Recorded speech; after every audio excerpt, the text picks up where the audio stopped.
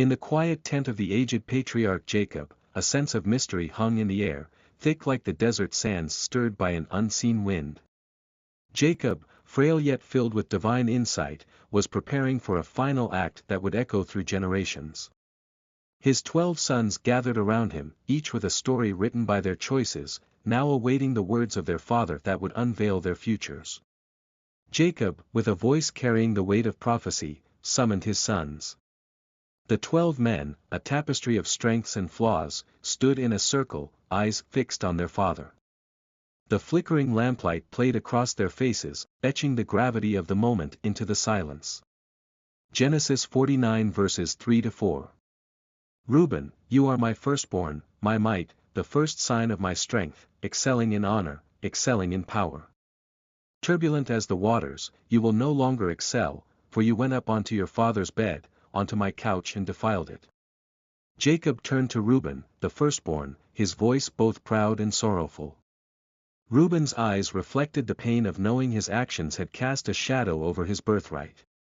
The water in the nearby vessel rippled, mirroring his father's words, restless and unstable. Genesis 49 verses 5-7. Simeon and Levi are brothers, their swords are weapons of violence. Let me not enter their council, let me not join their assembly, for they have killed men in their anger and hamstrung oxen as they pleased. Cursed be their anger, so fierce, and their fury, so cruel. I will scatter them in Jacob and disperse them in Israel.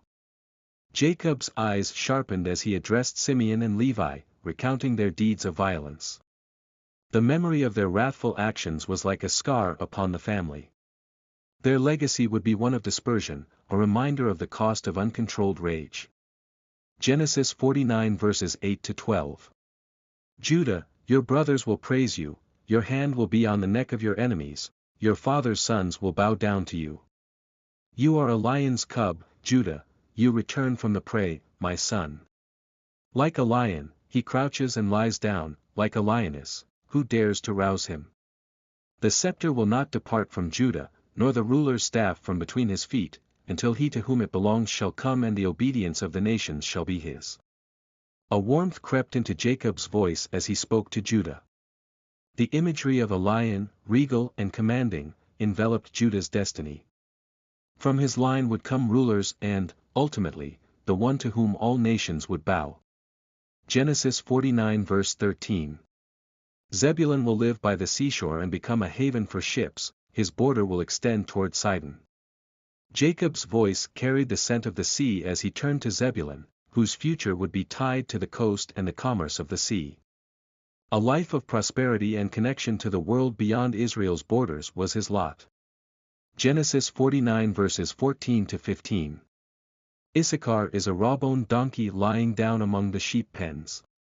When he sees how good is his resting place and how pleasant is his land, he will bend his shoulder to the burden and submit to forced labor.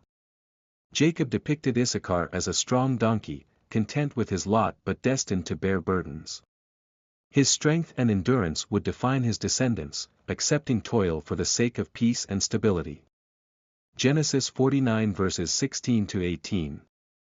Dan will provide justice for his people as one of the tribes of Israel. Dan will be a snake by the roadside, a viper along the path, that bites the horse's heels so that its rider tumbles backward. I look for your deliverance, Lord.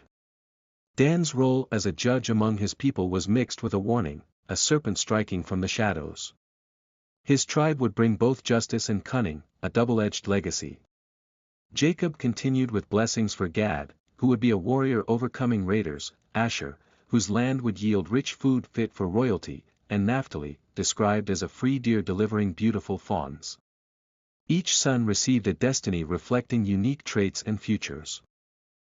Genesis 49 verses 22-26. Joseph is a fruitful vine near a spring, whose branches climb over a wall. With bitterness, archers attacked him, they shot at him with hostility.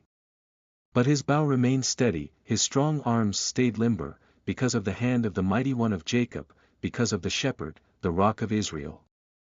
Joseph's blessing was a rich tapestry of resilience and divine favor. Despite the adversities, he would thrive, his strength rooted in God's providence. Genesis 49 verse 27. Benjamin is a ravenous wolf, in the morning he devours the prey, in the evening he divides the plunder.